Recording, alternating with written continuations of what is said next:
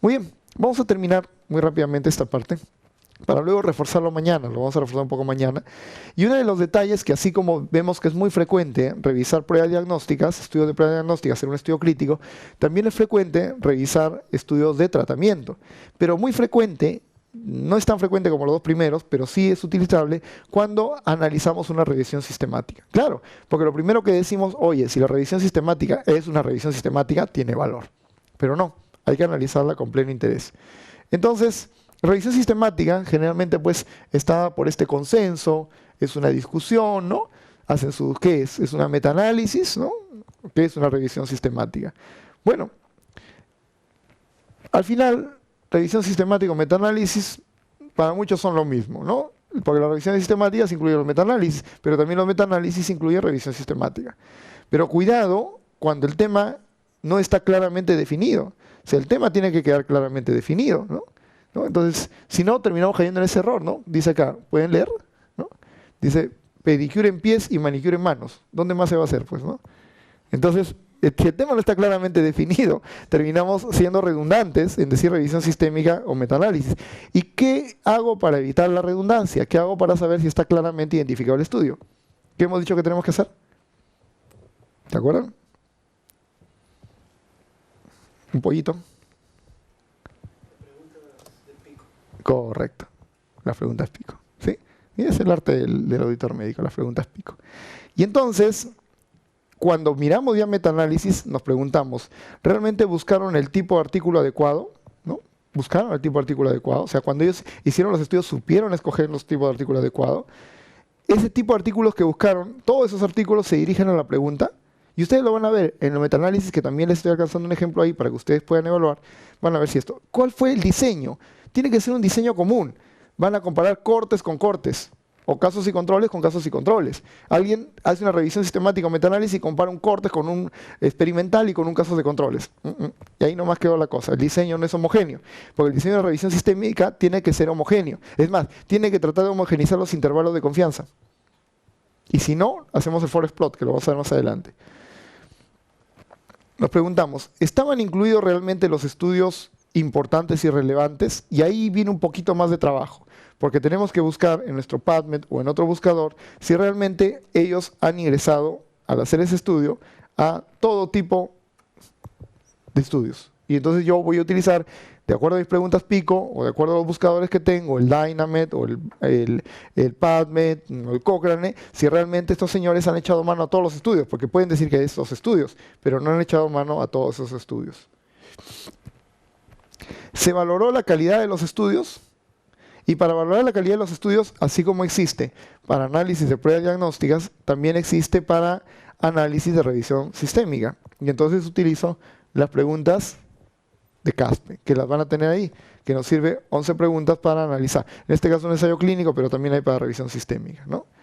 Y entonces, ¿cómo se han combinado los resultados? Me pregunto yo. ¿Se han combinado adecuadamente o han hecho una chanfaina ahí, ¿no? De combinación? Metaanálisis no significa que bajo todos los artículos hay un resumen de todo ello, eso no es un metaanálisis, una revisión sistémica. Lo que el metaanálisis tiene que comparar, ¿con qué compara? ¿Con odds ratio o con riesgo relativo? ¿Ustedes qué creen? Para que sea un metaanálisis adecuado. Comparará en función de odds ratio. ¿Quiénes manejan odds ratio? ¿Qué tipo de estudios? ¿Se acuerdan o no?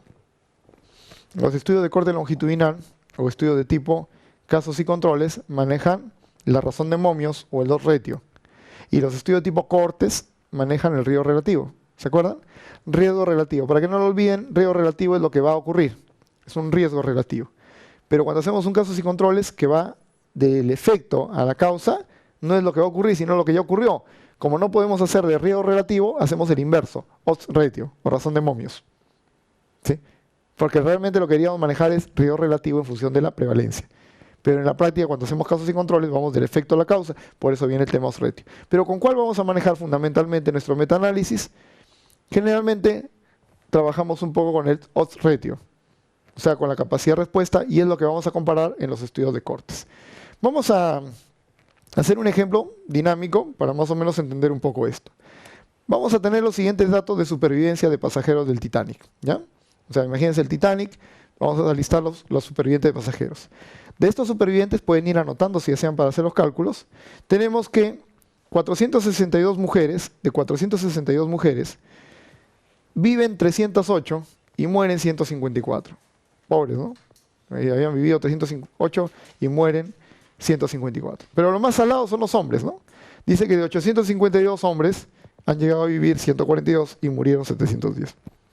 Bueno, probablemente porque digan hombres al agua, ¿no? Las mujeres primero se salvan, qué sé yo, ¿no? Muy bien, tenemos ese dato. Por tanto, ¿qué me pueden describir de ese dato con respecto a la probabilidad de morir de un hombre? ¿Quién tiene más probabilidad de morir, el hombre o la mujer? ¿Sí? ¿Estamos de acuerdo? Sí. Miren los datos. ¿Quién tiene más posibilidad de morir, el hombre o la mujer? El varón tiene más posibilidades de morir, ¿no es cierto? Muy bien. El odds significa chance.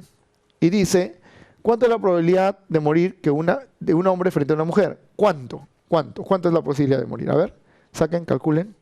¿Cuál es la probabilidad de morir? ¿Cuál es el chance de una mujer de morir? ¿Cuál es el chance de un hombre de morir? A ver, calcúlenlo y me dicen los datos. ¿Sí? Un hombre de Titanic tiene mayor probabilidad de morir que una mujer. Ok, pero ¿cuánto tiene mayor probabilidad de morir? ¿Qué operación harían? Probabilidad, recuerden, es un porcentaje, la probabilidad, a ver. Calcular.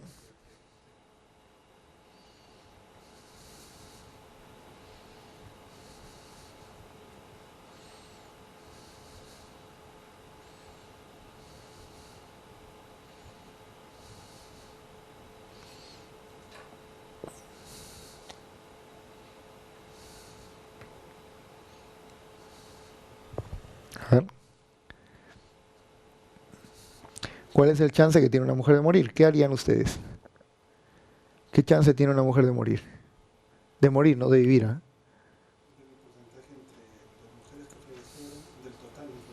Ok, correcto. Igual en el caso de hombre. Ya, vamos a ver. Vamos a ver.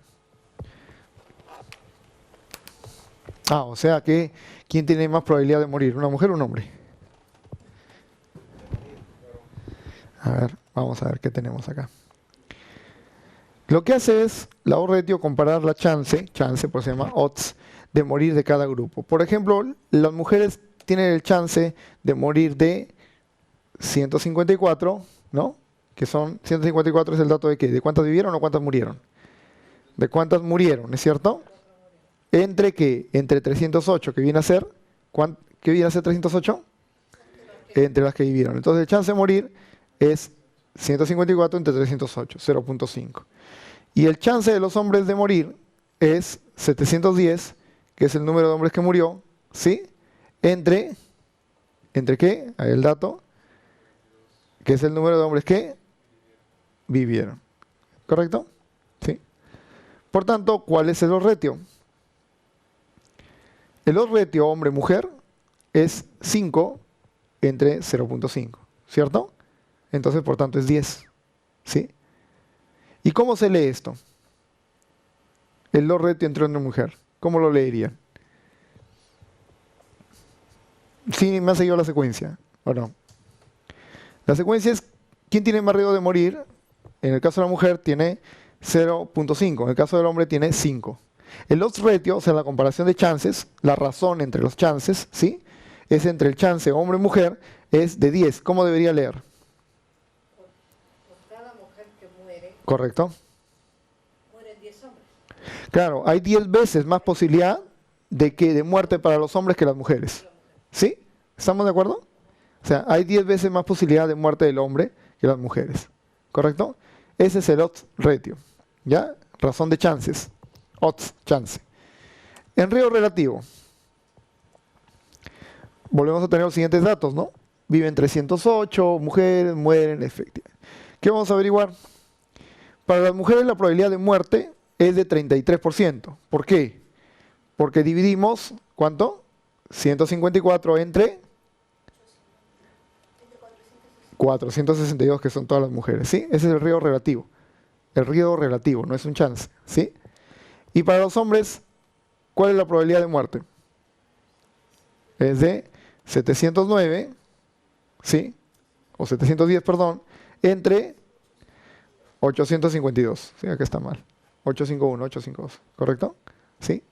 Ese es riesgo relativo, o sea, en función de la probabilidad de muerte.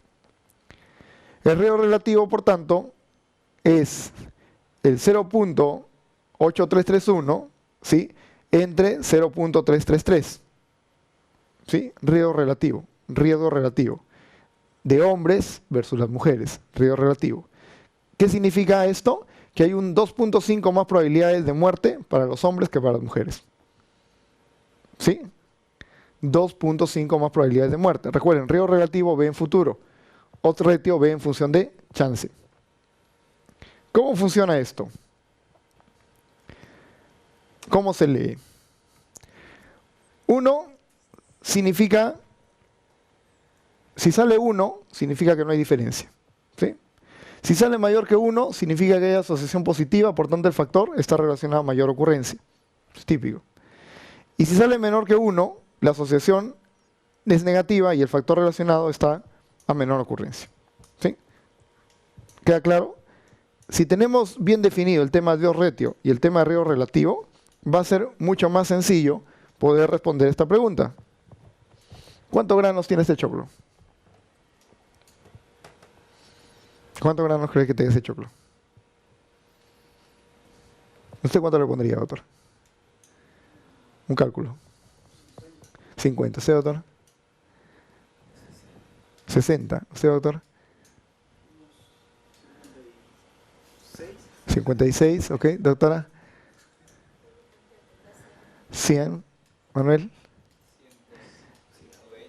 120. Ya, doctora. Entre 50 a 120 es el intervalo de confianza, ¿no es cierto? El menor de 50 a 120. Y por tanto yo para poder tomar una decisión tengo que tener claro el rango de valores entre los cuales podemos estar seguros que puede estar el valor verdadero. Por eso es importante mirar en las revisiones sistémicas el intervalo de confianza. ¿Sí? Y por tanto el choclo tiene, la respuesta es muy simple, un buen número de granos, ¿no? Así que, simple. Y entonces vamos a ver lo que aparece en toda revisión sistémica. En toda revisión sistémica nos aparece este famoso cuadrito que se denomina el forest plot. Y ese es un elemento muy interesante que tenemos todos que aprender a leer. El forest plot. Miren ustedes, no sé si se puede ver, hay una línea amarilla y luego hay una línea verde. ¿Sí? Y la pregunta es, ¿comer un huevo al día engorda? Y han hecho un metaanálisis, cada uno de ellos, cada línea que ustedes ven horizontal, es un estudio de investigación. Un estudio de investigación. ¿Sí? Cada uno de ellos.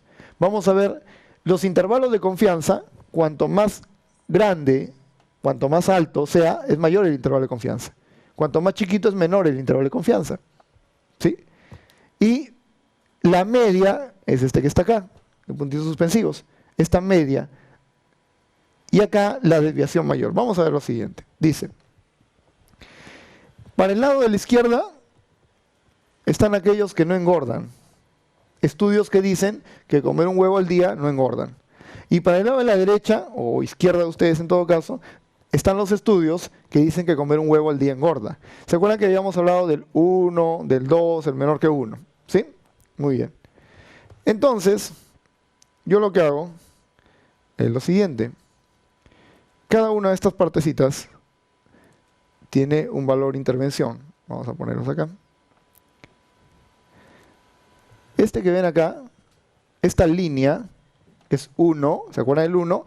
¿Cómo se denominaría? No existe ningún efecto. No hay efecto. Trazan su línea. La otra línea es el estimado, perdón, o intervalo de confianza. Aquí me equivoqué. Es el tema, cuanto más amplia es la línea, es el intervalo de confianza. ¿Sí? Este de acá es el intervalo de confianza. El tamaño, básicamente, en su relación. Este de acá es el intervalo de confianza, pero para el metaanálisis que se ha utilizado. El intervalo de confianza para efectos del metaanálisis, que me va a servir para el estudio. Y esta es la escala de medición del efecto. Estas son las partes de un forest plot. ¿Sí? Entonces, la pregunta que nos tendríamos que hacer es, mirando estos estudios, tomando en cuenta que aquí no pasa nada, ¿no? Acá hay estudios en que dice que no pasa nada. ¿Sí o no? ¿Sí? Muy cercanos. ¿Y dónde predomina más? ¿En estudios que dicen que comer un huevo al día engorda o comer un huevo al día no engorda? que no engorda, ¿cierto? Por tanto, la dirección del efecto se deduce de este punto. Entonces, yo tengo que, al leer el forest plot, ver si está bien trabajado. Mañana van a ver, en las copias que tienen, un estudio donde van a mirar el forest plot y me van a decir cómo lo traducen, lo evalúan. Lo van a hacer conmigo. ¿Correcto? Esto es lo que tienen que ver ya matemáticamente del forest plot. Conocer las partes del forest plot y mirar. Por tanto, este estudio, este metaanálisis me está diciendo que comer un huevo al día no engorda. Miro, pero recuerden que tengo que mirar que sus intervalos de confianza, miren, no son tan confiables porque son demasiado amplios. Entonces no es un metaanálisis muy confiable. Luego, finalmente, yo determino y digo, ¿pueden ayudar estos resultados? Y viene siempre la pregunta.